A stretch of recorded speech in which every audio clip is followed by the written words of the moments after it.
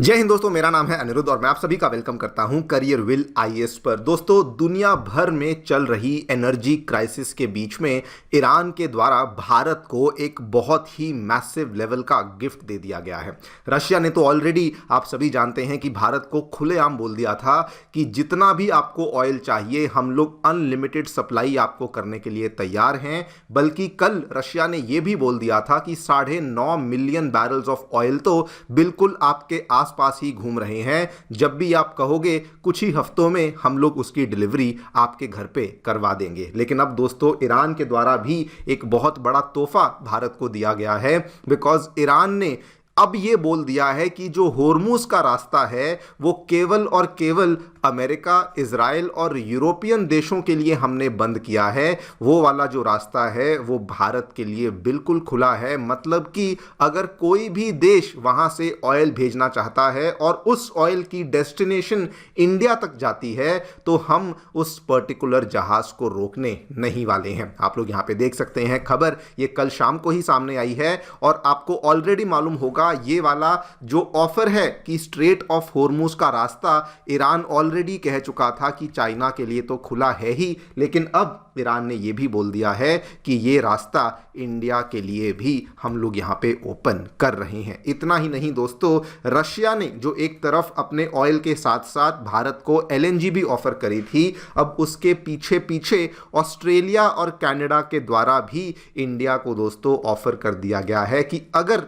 आपको एलएनजी की किसी प्रकार की रिक्वायरमेंट है तो हम भी आपको एलएनजी यहां पे बेचने के लिए बिल्कुल तैयार हैं। ये भी आप खबर देख सकते हैं, कल ही शाम को सामने आई है। इन्हीं दोनों तीनों चीज़ों के बारे में हम लोग चर्चा करेंगे। क्या देखने मिला है, क्या यहाँ पे चैलेंजेस हम लोग देख रहे हैं जो कि दुनिया भर में हो रहे हैं, कैसे रशिया के बाद ईरान का ये ऑफर भारत के लिए बहुत ही वेलकम ऑफर और बहुत बड़ा तोहफा बन जाता है, और ऑस्ट्रेलिया और कनाडा वाला ऑफर भी क्यों बहुत शानदार बन जाता है, इसको भी समझेंगे। लेकिन साथ में इंडिया ऑलरेडी कुछ कुछ चैलेंजेस भी फेस कर रहा है। वो क्या चैलेंजेस हैं उसके बारे में चर्चा भी मैं वीडियो के अंत में करूंगा। आइए शुरू करते हैं मेरे साथ। मेरा नाम है अनिरुद्ध। यदि आप लोग हमें फॉलो करना चाहते हैं तो दिए गए टेलीग्राम चैनल्स के माध्यम से ऐसा कर सकते हैं। दोस्तों, आगे बढ़ने से पहले आप सभी को बताना चाहूंगा कि हमारी करियर विल आईएएस की टीम के द्वारा शुरू किया गया जो सीसैट बैच है वो यूं तो 999 रुपीज़ में अवेलेबल होता है, लेकिन होली की अवसर पर हम लोग ये बैच आपको केवल 799 में अवेलेबल करवा रहे हैं। ये वाला जो प्राइस है ये केवल 6 मार्च तक यानी कि आज तक ये वैलिड है, और अगर आपने इसमें एनरोल नहीं किया है जल्दी से एनरोल करिए। इस बैच के माध्यम से आप मात्र 20 दिनों में अपने कंप्लीट सीसैट की प्रिपरेशन को कर सकते हैं, और इंडिया की टॉप फैकल्टीज़ के माध्यम से आप इसमें इंग्लिश और हिंदी मीडियम दोनों में ही अपनी तैयारी को कंप्लीट कर सकते हैं। All right, directly coming to the news, क्या देखने मिला है दोस्तों। हम सभी जानते हैं कि जो वेस्ट एशिया में, मिडल ईस्ट में फिलहाल क्राइसिस चल रही है, उसकी वजह से ऑयल और गैस की सप्लाई चेन्स में मेजर लेवल की डिसरप्शन आ चुकी है। जो मेनली यहाँ पे डिसरप्शन आई है, पर्शियन गल्फ के रास्ते से होकर निकलने वाली जो भी जहाज थे जो कि स्ट्रेट ऑफ होर्मुज के पास जाते थे वो वहाँ से नहीं निकल पा रहे हैं, बिकॉज ईरान की जो मिलिट्री है वो उनको वहाँ से पास करने नहीं दे रही है। इस पूरी की पूरी चीज़ में ऑब्वियसली इंडिया के ऊपर भी बहुत बड़ा इम्पैक्ट पड़ा,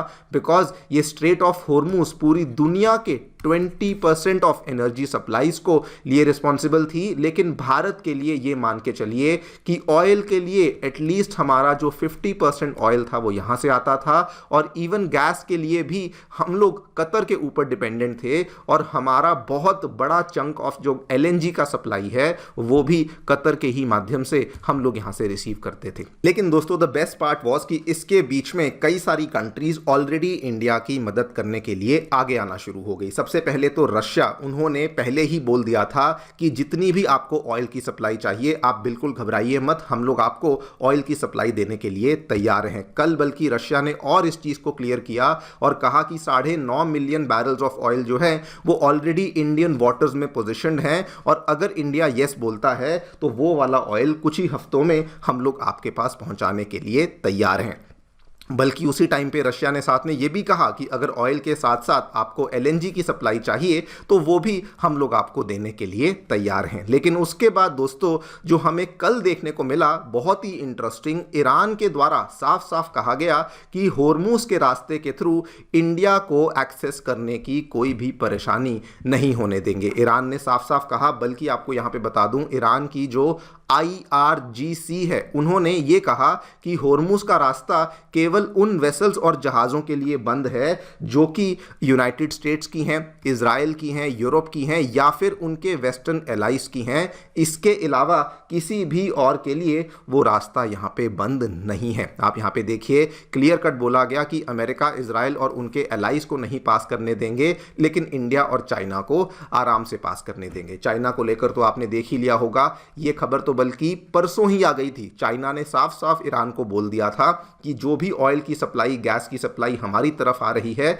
आप उसको नहीं रोकेंगे। ईरान ने उसका जवाब भी दे दिया था, 4 तारीख को कहा था ठीक है आपकी तरफ आने वाली वेसल्स को नहीं रोका जाएगा। वो क्यों किया था वो आप भी जानते हैं कि ईरान का वन ऑफ द लार्जेस्ट जो इंपोर्टर है ऑयल का वो चाइना है, और चाइना भारी मात्रा में ईरान से तेल खरीदता था, जिसके बेस पे ऑलमोस्ट ये मान के चलिए कि ईरान की काफ़ी बड़ी चंक ऑफ इकोनॉमी उसी बेसिस पे चलती थी। लेकिन अब दोस्तों ईरान ने ये कहा कि चाइना ही नहीं बल्कि इंडिया के लिए भी वो रास्ता हम लोग यहाँ पे ओपन कर रहे हैं। इंडिया को क्यों ऑफर किया गया है एग्जैक्टली इसके पीछे कोई हमें रीजंस देखने को नहीं मिले, लेकिन अगर हम लोग यहाँ पे इस चीज़ की एनालिसिस करें तो मेनली ये समझ आता है कि एक तो इंडिया और ईरान की स्ट्रेटेजिक पार्टनरशिप है चाबहार पोर्ट को लेकर। हालांकि वहाँ पे बहुत सारे डैमेजेस हो चुके हैं, हालांकि उसकी जो स्टोरी है वो रीसेंट टाइम्स में चेंज हो चुकी है, लेकिन उस चीज़ को लेके हमारी जो पार्टनरशिप है वो बहुत पुरानी है। दूसरी बात, एनर्जी ट्रेड की जो हिस्ट्री है,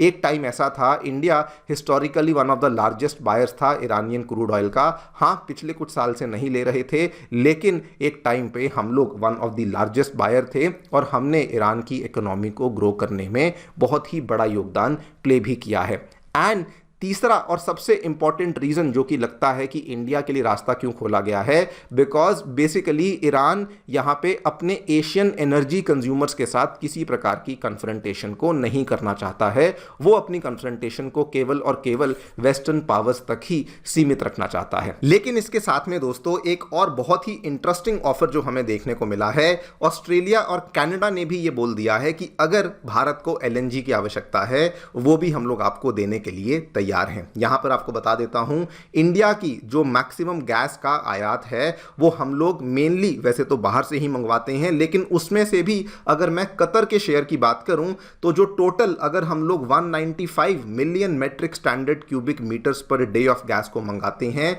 उसमें से कतर के द्वारा 60 मिलियन MMSCMD यहां पे बेसिकली डिलीवर करी जाती है। यानी कि आप हिसाब लगा लीजिए टोटल इंपोर्ट में से ऑलमोस्ट 28-29% के आसपास का जो शेयर है वो हम लोग कतर से ही मंगवाते थे। यानी कि यस, कतर इंडिया की लॉन्ग टर्म एलएनजी इंपोर्ट्स में बहुत बड़ा शेयर रखता था। लेकिन इसी बीच में ऑस्ट्रेलिया और कनाडा अब इंडिया को यहाँ पे ऑफर कर रहे हैं। ये अपने आप में बहुत ही शानदार ऑफर बन जाता है भारत के लिए। दोनों के दोनों ही ऑफर्स की अगर मैं बात करूं, ऑस्ट्रेलिया के ऑफर की बात करी जाए, ऑस्ट्रेलिया दोस्तों ऑलरेडी अगर आप देखें तो दुनिया के टॉप 3 एलएनजी एक्सपोर्टर्स में आता है।